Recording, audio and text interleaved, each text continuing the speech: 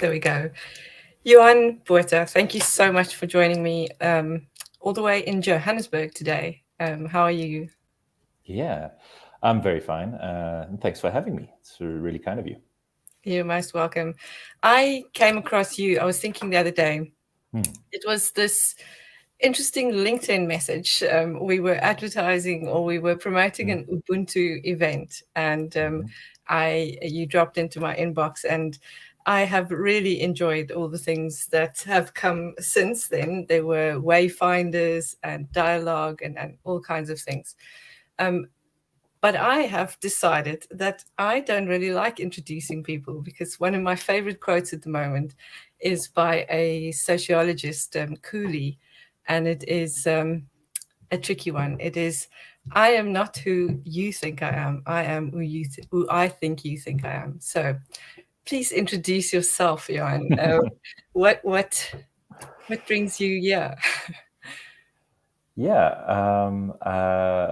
So I think we have developed would we call it an internet friendship, and seen each other at various meetings, and I think we share a passion for small groups as a way of participating in life, and orientating ourselves in life, and coming up with shared solutions in life, collaboration, and maybe even wisdom, if we could be that bold to use that word.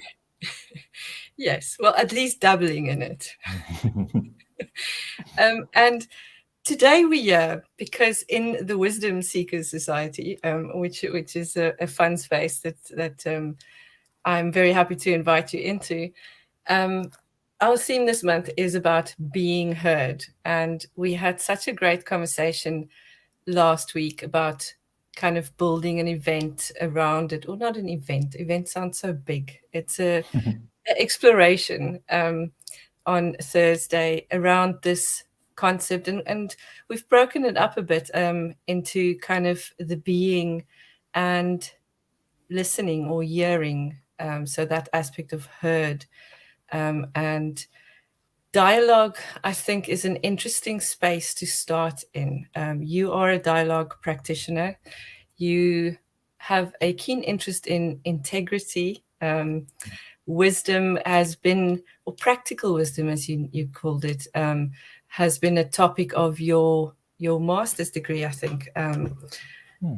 So, what is this dialogue that you um, have introduced me to? I suppose, yeah. Hmm. Yeah, dialogue is so everyday. So it's nice to rediscover everyday things that we take for granted. And what is just getting a sense of it's something that we all do, but pay little attention to. And as luck would have it, I think I wasn't paying a lot of attention to it myself until the pandemic came. I remember how I got to dialogue. I was doing more storytelling facilitation, Mm. and uh, and back in my day as a filmmaker, like every ad agent's filmmaker creative these days know about the hero's journey. It's so overused, but in one way, I still like looking at these type of models or these ideas, and um, in trying to create a process for leadership. I think that was also in the early days of my studies, a master's in character education. I used storytelling, or like the hero's journey, as looking at the phases of a process, and there's a stage when you cross a threshold, the first threshold, which Joseph Campbell called the belly of the whale, Mm. which I use dialogue as that space when you lose orientation in life, when you actually don't know which is the best move to make, and you're out of sync, out of tune. And that you're trying to find new balance, new harmony. There's a disorder that has taken place, and you need to find a new order now and a new harmony within that. And I just put dialogue in that space. And usually, dialogue practitioners also talk about creating a container for conversation. Well, the belly of a whale is a nice one for that. Yes. And but as I came up with that, the pandemic hit. So it was probably just a few months after I started with this process, and then I just said, "Ooh, geez, I feel like we all just got plunged through a threshold, and we all were having kind of like a liminal moment." And I decided to move focus on this, which I thought at the moment, at first, was just a little moment, this dialogue aspect of orientation. And it's become much more for me. It now means for me becoming alive in our creative participation in life. So I think David White has got this nice line of the conversational nature of reality. And that really resonated with me. I find, I think we are in a dialogical correspondence with life. Yeah, and I like how you say that. I mean, all of that kind of brings me back to the pauses in that process, and that was something. I think I was introduced to dialogue, or the idea of it through your wayfinding conversational spaces, and the biggest thing that stood out for me there was the silence, the pauses in those spaces. And yeah, it's powerful. And I love how you bring the whole practice really back into that pause and making it a transitional space. You can also see silence as a pause, as one way of looking at it. And our approach to silence, just to narrow it down to two things, is very telling. So, like, you could approach silence with a sense of love, for lack of a better word, and that would be the listening to somebody else, and it brings attentive silence, and you're bringing attentive space that can generate a lot for the other person.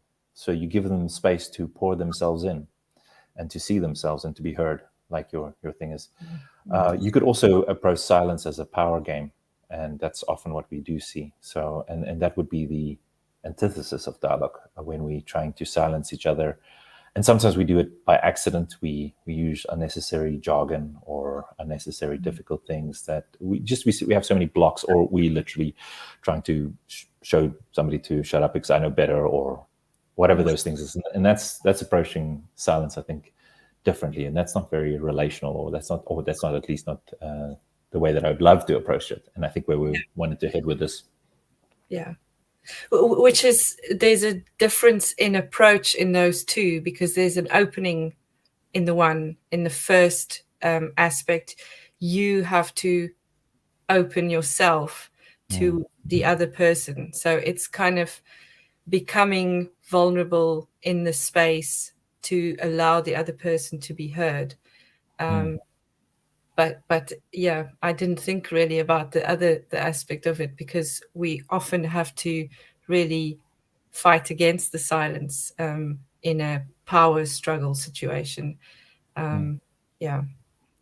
It's one way I distinguish a dialogue practice from a storytelling practice. I think in stories we usually work with conflict, and stories are beautiful for encounters. So we encounter ourselves, or we encounter adversaries, or the nemesis, or whatever you're trying to create an encounter that's a countering, and that's a struggle. It's a power play.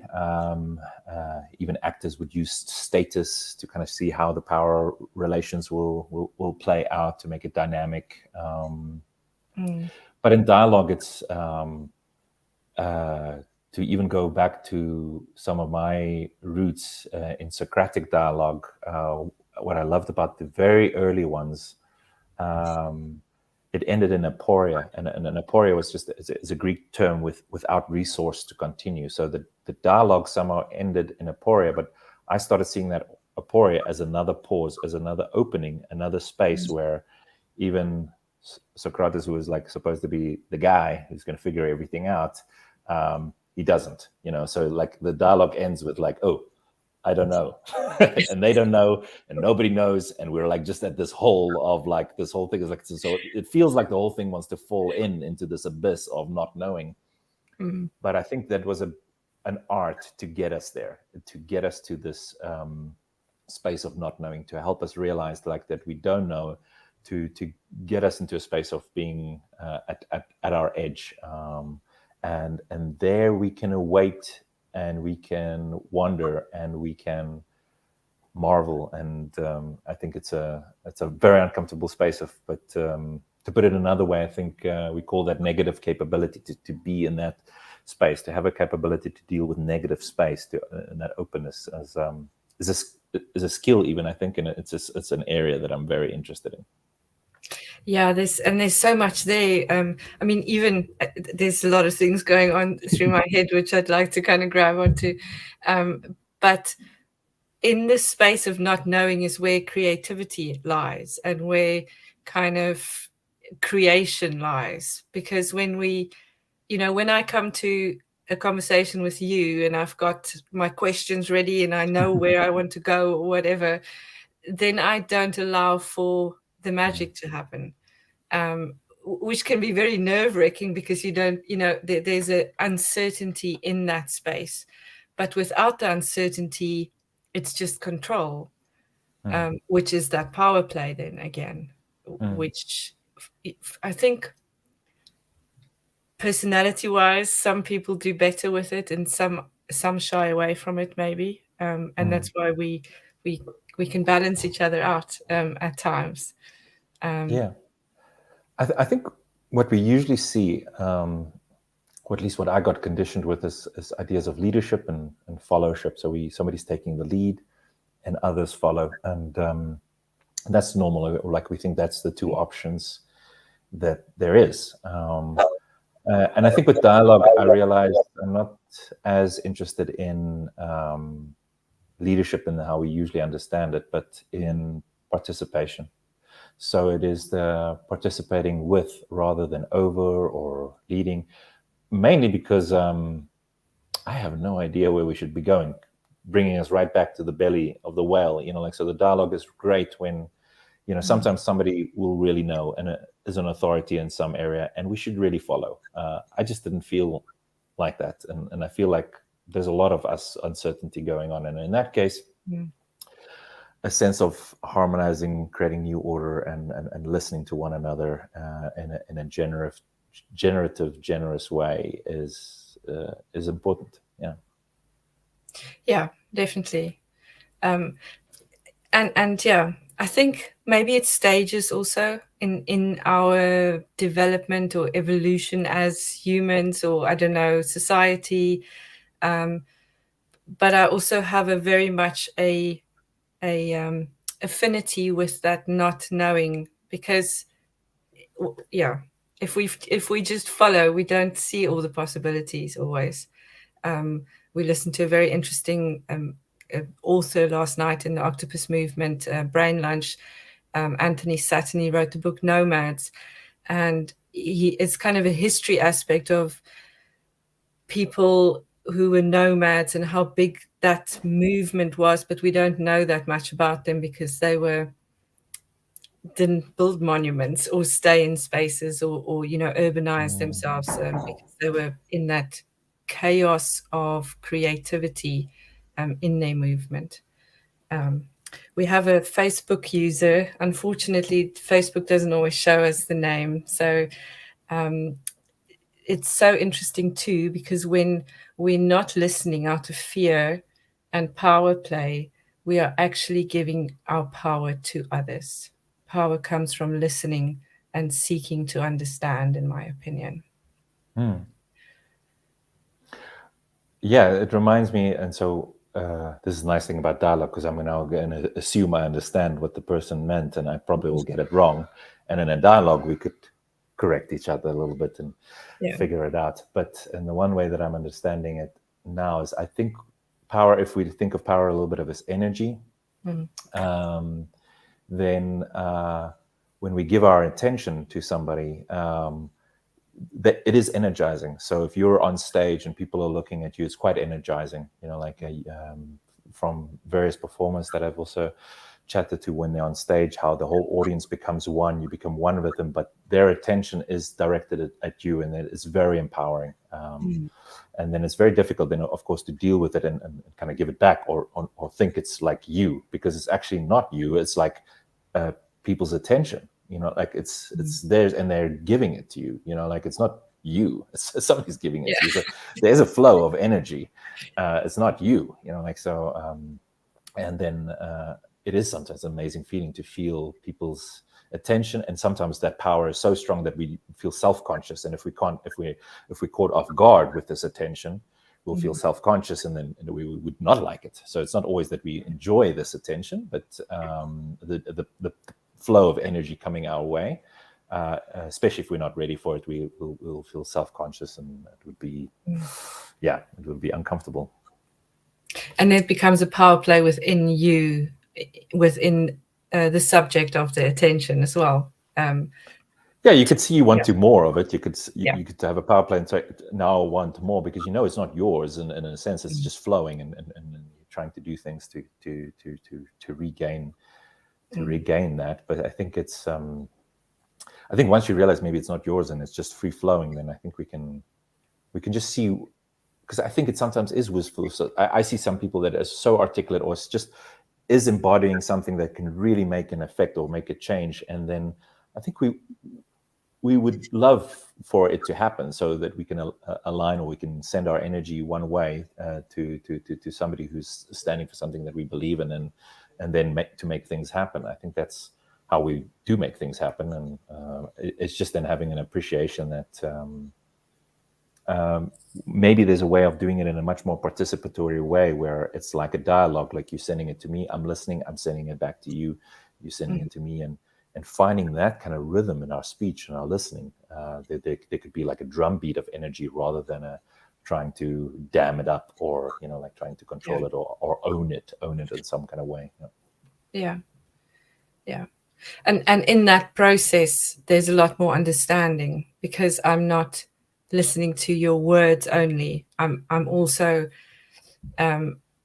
embodying your message, if that makes sense. I've got a whole, with dialogue, usually people think it's about understanding, and it probably is, but I'm fully on a different trip right now, which we could just call undergoing. Because I think we undergo a lot more than we understand. And if you actually think of the two, if you can get away with the undergoing of life, I think you'll have a much more rad time than the static idea of understanding. Because like, just to kind of try and stand and trying to understand it all, it's already passed, it's already moved past you. Now you're understanding a moment that is not very present anymore. You're not really present yourself, and it's difficult. And to use an example, because it sounds it's silly, like it's where my understanding of empathy is something trying to understand somebody else, but my understanding of compassion, at least, is I might not really understand what you're going through, but if I can go with you on the journey of whatever you're feeling, and accompany you, that's for me a compassionate response, that we are on this journey together, and that if I can be with you through your discomfort also, without the need to understand everything or give you advice or all these things, but just to accompany you, that's for me the beauty of compassion, and that speaks to me with this undergoing that I'd like to figure out, rather than just trying to understand it all, just because I'm pretty sure I won't. Well, that's interesting, because it made an impression on me as well the other day when you said, I think you said, life is not about understanding, it's about undergoing. And I ran this thought past someone, we accountability partners, so we kind of play around with ideas and things, and he said for him, undergoing feels like a suffering through, which I'm still I kind definitely of can feel like that. Definitely, yeah. I'm not saying undergoing is always pleasant. No. It's I think so. Yeah, like so. I think we both share an interest in alchemy. So the idea there is, as much as you would think you're working on the material to help it change and transform, Mm. At the same time, life is working on you. You're like you're being worked on as material of society and your culture and your history, and there's so many stuff that's working on you. Mm. And if there's one insight that most people don't disagree with, is that life is uncomfortable, or the Buddhists would maybe even say suffering. But so there's it's yeah, the undergoing is definitely not a Pleasant thing. Always. well, I mean, it can be. unless maybe if you look at if you look at it as, you can understand how it could get, how this could link with the idea of non-attachment, as opposed to, so the non-attachment is not being detached from life. It just means not trying to hold on like a wheel that needs to turn. It's just a, so if you're trying to understand everything and you're trying to grasp everything and you're trying to hold on to everything, it's different than allowing the life to flow through you, to be with it all, as opposed to control it all or lead it all or follow it all. Even just the, I guess it comes back to the witness and living a fuller creative participation with life, is which is what my piece on dialogue is for. And there it makes sense that you have an appreciation for life as an undergoing thing rather than just an understanding thing. But it's, yeah. And that's also part of being that space. So when you are the space, being the space for the world, then you are not attached to it. Yeah, I think it leads to our well, the funny thing is, like I had there's a whole story almost around how we got to this topic, because in the same week, I was so into dialogue, but I forgot that actually my master's was on wisdom, actually. And then you talked about wisdom. It's like, oh yeah, that's true. Like dialogue and wisdom, I used to put together, and it's a practical wisdom. It's of the particular of each situation.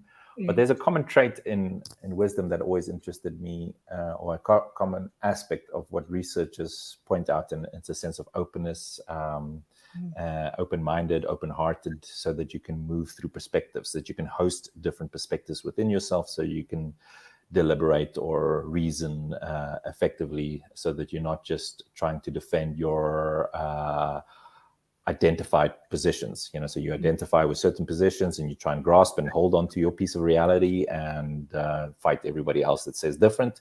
If you want to get to a sense of wisdom, maybe you need to be able to let go and listen to somebody else and receive them. So and in the same way, I had a Vera, a friend, a mutual friend of ours, is a listening practitioner, and she was saying, oh, everybody's talking about well-being and nobody about well-doing.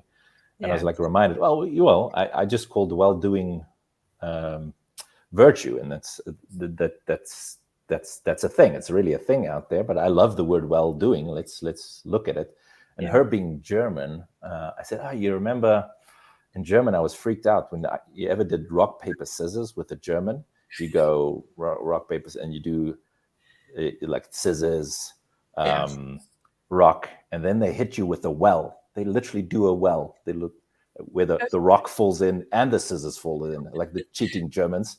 So like I said, that's unfair. You can't have a fourth one. Like only the paper covers the well. So. I've never heard of that.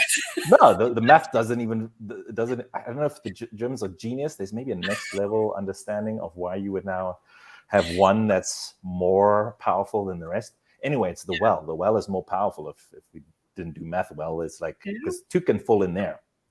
And so I was reminded, like do well.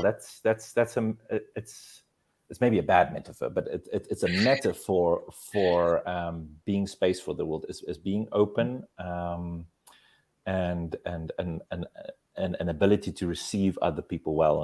And it's a simple idea that before we can be responsible as responding well to any situation, we need to be able to receive well. And then the wisdom idea then was just, how do we receive others well? And that's where we then ended up with do well. And we I did have a little bit of a dive into Heidegger, which I will go back into, and No, please not. That's way too scholarly for this. I steal from Heidegger, and then but I can't. We can't really talk about it. Like I No, shouldn't even no, mention no. his name. I just steal from him, and then Yeah, hmm, but he what's the word? He identifies between beingness, to be and beingness. So being in the world and the beingness of being in the world, as two different concepts, which I hmm, think is quite big in the being heard, hmm. and being the space. So obviously, this will be a little bit of a side rabbit hole that I'll be going down in the next 2 days. Okay, but you have to tell me what you find, because I mean he's done it a lot, right? Yeah. And the only thing that I was stealing from him, which was the idea of dwelling, that we and this probably links to what you read also, but you just wrote, which is an idea that I like, that I then just, instead of becoming a Heidegger scholar, I just sit with the concept and idea and I play with it. And this simple idea that we're creatures that's often living and inhabiting in spaces and buildings. We create buildings and little habitats so that we can dwell in them.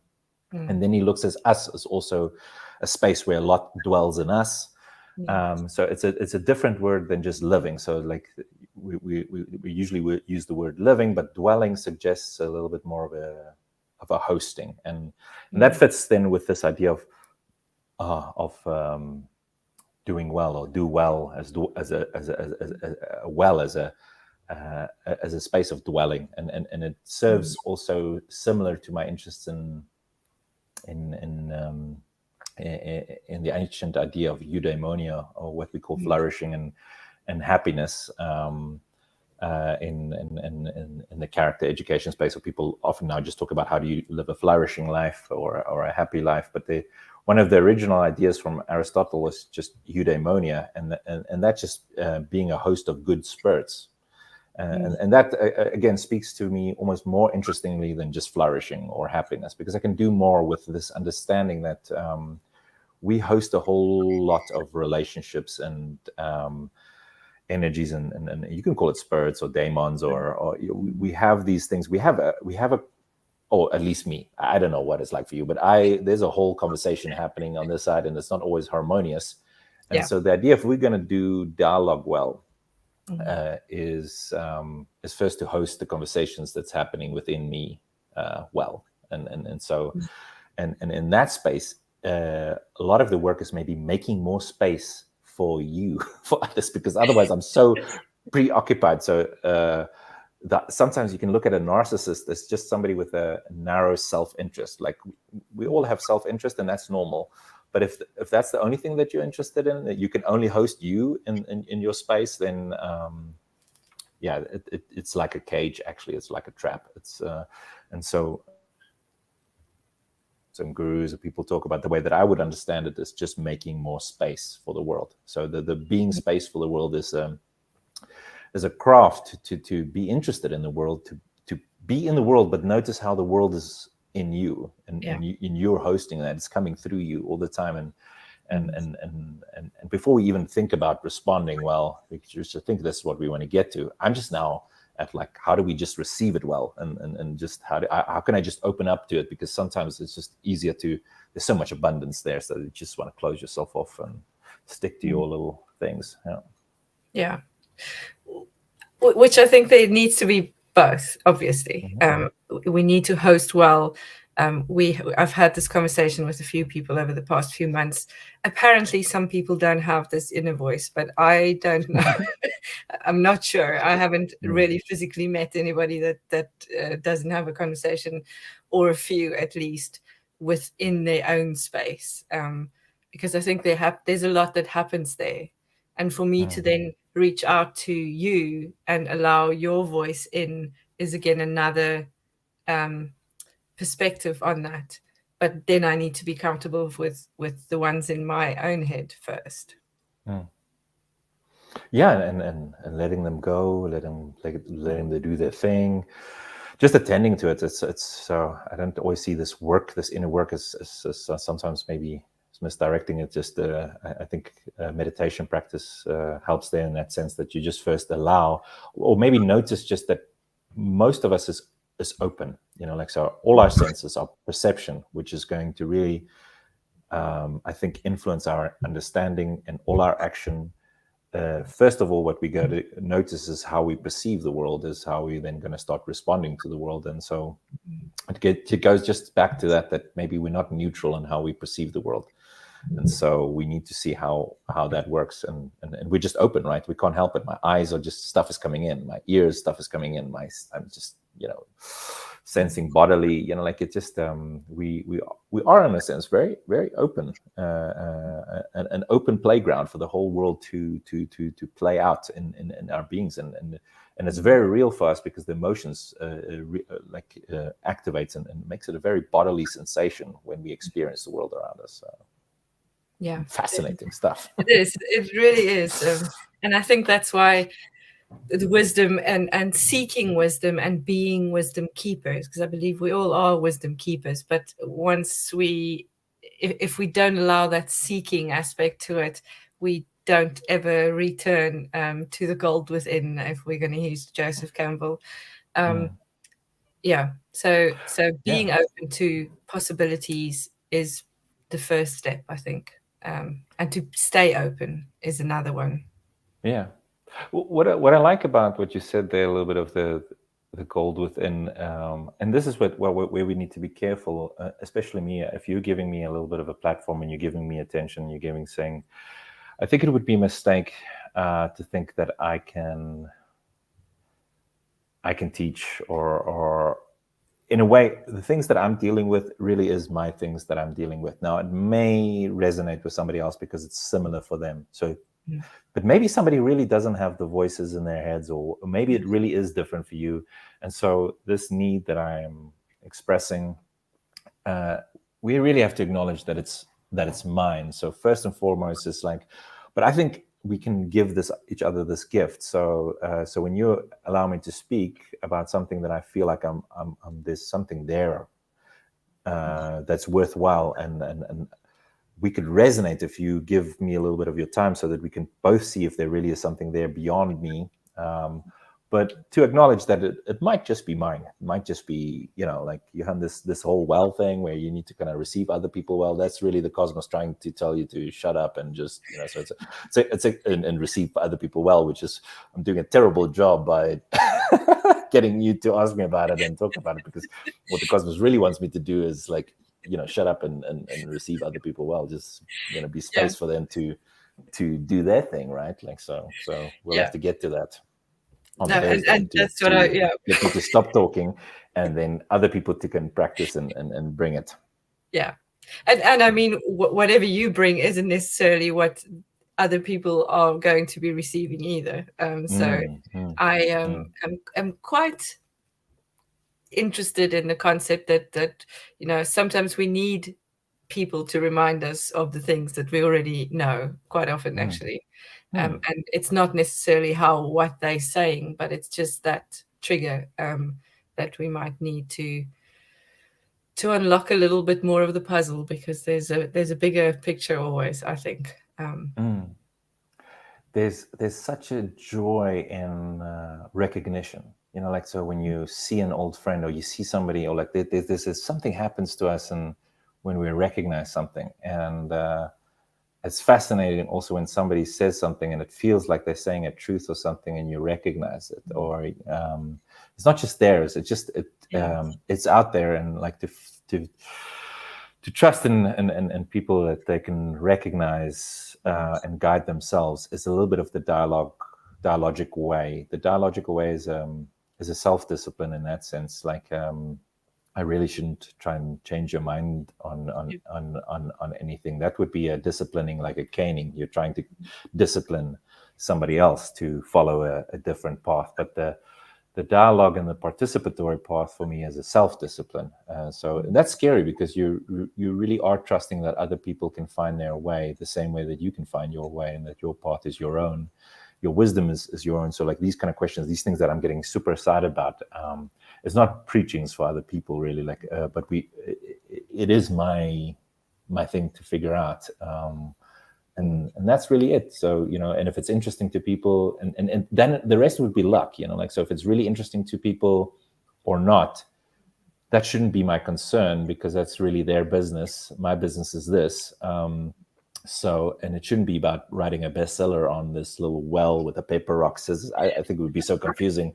If I create a little book cover already, I want the rock, paper, scissors, and a well, and do well. I mean, I think it's great. I want a T-shirt. I see it as a book cover, but it's probably not going to fly.